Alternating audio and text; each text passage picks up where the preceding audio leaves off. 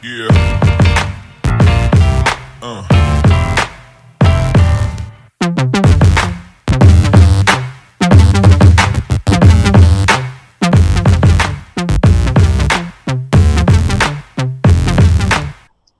Welcome to the G Squad Chronicles podcast, where we have frank discussions about life, love, and everything in between. My name is Gail, and I am your host and captain of the G Squad. To my existing tribe, thank you so much for continuing to ride with me, and welcome home. To those new to the squad, welcome, and I'm delighted that you're here. Remember, if you like the content that we share, please remember to like the video and click to subscribe to the channel so that you'll be notified whenever we drop new videos. Today, we have two special guests joining us, Ms. Dion Wallace and Greg Anderson. And we want to talk to you tonight about marriage, the good, the bad, and the extraordinary. So they'll share with you how they've made it work, as well as how they've gotten through some of the challenges that naturally come with marriage. And together we'll take a deep dive into how they've been able to create sustaining love and maintain communication in their marriages, in spite of having the highest divorce rate among people over 50 that this country has ever seen. So welcome to the G Squad, Dion and Greg. I wanted to start by saying that both of these people are people that I admire and respect greatly. And both happen to be married to people that I absolutely adore. So let's just jump right in. Dion, I want to start with you. Tell us how long you've been married and what do you think you attribute your ability to make marriage work?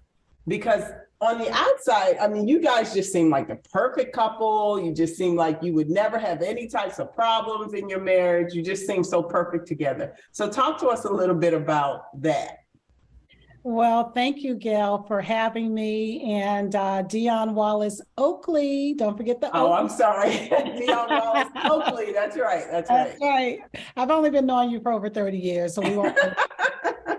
But with that being said, in answer to your question, the main thing that I have to start with is God. So my husband and I both are believers and we're Christian, and we really do believe God being at the center, the head, the bottom, the bookends of our marriage. Mm-hmm. That really is what matters. And we believe that that's the glue that really keeps us in what I would say a godly union.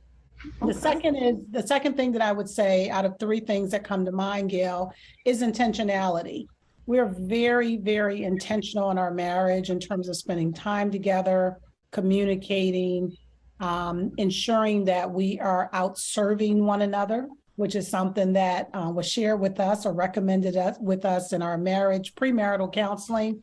And then I also believe time, right? So time is something that you get to know the individual more intimately on so many levels.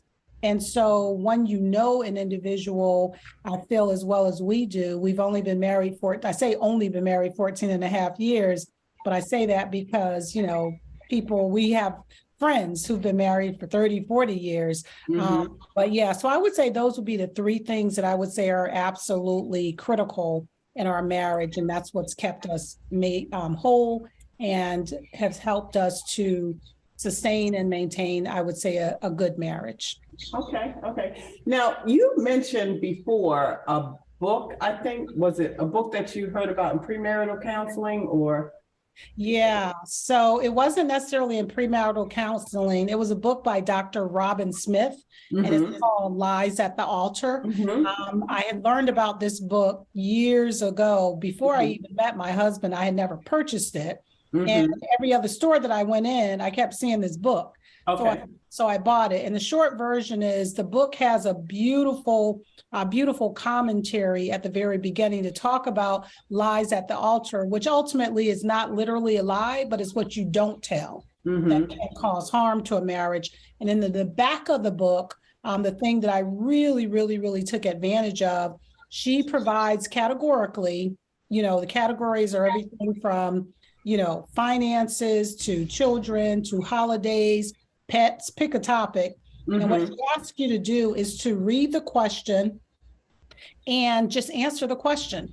There's Okay. no right or wrong. There's no judgment. There's no, oh, you can't do that. Oh, that's not. It's all about how your spouse thinks and feels. So in my view, it's an accelerated opportunity to get to know things about your spouse before that thing comes up in marriage. And it was game changing for us. We did it and used that book before we got married. Okay. Well, I'm no longer married, but perhaps, when I marry again, if I marry again, in fact, I think I might read it anyway because it sounds very intriguing. And having not been successful at marriage, it might be something that would benefit, those of us who are no longer married but may marry again. It may benefit us to understand something like that on the front end as opposed to trying to figure it out on the back end. So thank you for sharing that. Greg, you've been married a lot longer, so tell us a little bit. Well, first of all, tell us how long you've been married. And I know marriage has not been without its challenges for you either. So aside from Hattie being a saint, what would you say has given your marriage its staying power? I would echo that sentiment. she probably would too. Okay, so for starters, we got married, I was 30. And I think that, I think that's kind of late to get married. And we've been married 31 years. I think we got married in 91, but wow. Sometimes a year escapes me. Don't tell her I said that or anything. But the one thing, Dion mentioned faith and how important faith was or is in her relationship. And I don't discount the role that it plays. My wife she's big into faith.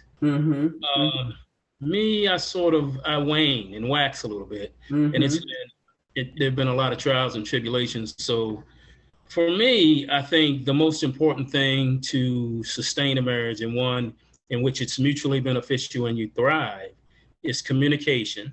That's easier said than done because everybody's not well equipped to do that, especially the hard subjects. But also you got to manage the expectation.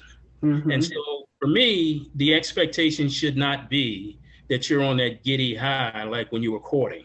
I view courtship as something where you're Teflon coated, where things don't stick.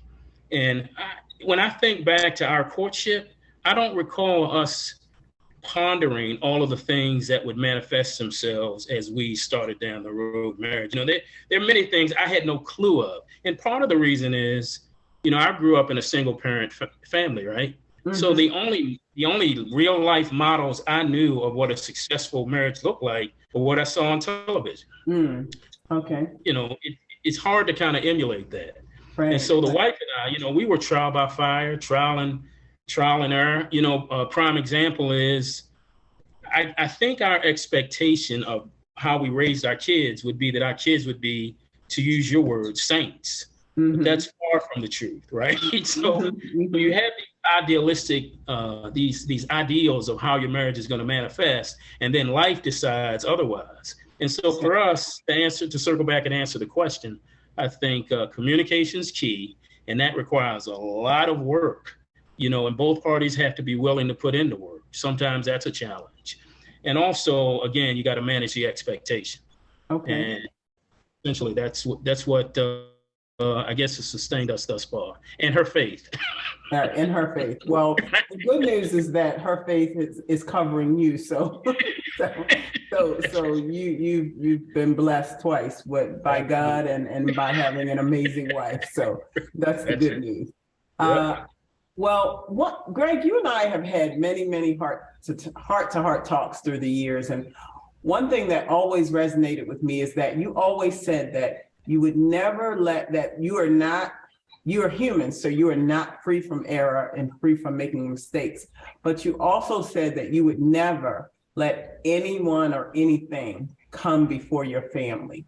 So can you talk to us a little bit about that? Because I heard an interview with Denzel Washington once, and he said, I think it was Barbara Walters who was interviewing him, and he said that I would never, ever leave my wife, although I may give her plenty of reasons to leave me. So is that kind of how you felt early on about your marriage? And if so, why do you think a lot of men do things to give their spouse a reason to leave them?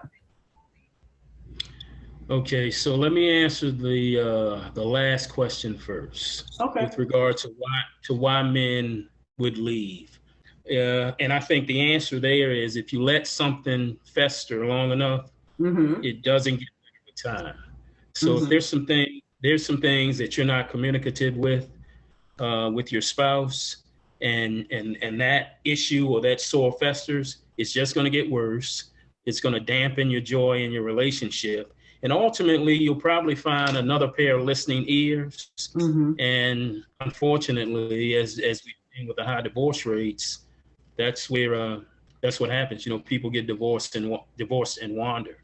But what I will challenge you on, Gail, is that's not just a man issue. Oh, absolutely. Absolutely. I agree. But I felt like man bashing tonight. So So what I've seen is, when the joy dissipates in a relationship and the woman's not getting her needs met, and by needs I'm talking about the entire spectrum, she's gonna wander as well. Okay. So it's incumbent upon both people to realize that I have a vested interest in keeping my spouse happy, and that requires work. It requires a full-throated commitment to putting in the work that's necessary. Now, we can talk, if you want, we can talk a little later about that commitment and what it entails, but that I hope answers the question. Okay, thank you. Now, this question is for Dion. Dion, you and I have had our share of not so great relationships. So how would you say that those experiences prepared you for your present marriage, which is a great relationship, for the better or for worse? I mean, I know you were not scarred by those experiences enough to let it affect your current relationship. So, but how do you feel that those experiences prepared you to be the wife that you are today? Yeah, so Gail, speak for yourself on bad relationships, okay? No, no, I'm teasing. You're right. Prior to, and you know, I was thinking you made a good point earlier about, you know, my husband and I was 40 when I got married for the first time, and I met him when I was 38. So there are different stages and phases in life. So from my view, I wouldn't say that some of that luggage didn't come into our marriage, right? So I think it took time. One, I knew that my husband, Gerald, he's just a quote unquote good man. And what I mean by that is the morals, the values, his patience. He brought something different to the table that I hadn't quite experienced. You know, you'll recall when we started dating, I would call him and he would call me back, like within an hour. Imagine that. Right. I'm like, oh my God. Is that a thing? Right. That's right. a thing. But my point in sharing that, though, is that tells you there were scars, right? So you get accustomed to abnormal becoming normal. Right. Dating. But again, I stay very prayerful that, you know what, I'm not going to accept less than what I deserve. Right. Absolutely. And so having standards, not a list, because I think if you have that list, you can miss something. But if you have standards, that matters and that makes a difference. So Gail, I wouldn't say that I wasn't scarred. But I know that I was healed without scars, right? Which I think is a book. So I probably should get. Wow. But that's a part of it. And then talking to him about, you know, the things that he's experienced, the things that I experience, what I need, what I want, what he needs, what he wants. So we were able to talk through all that. But again, I think at the core is that we have very, very, very similar morals, values. And again, the God thing I cannot leave out, because having that connection, faith and spiritually, it made a huge difference for our relationship. Okay.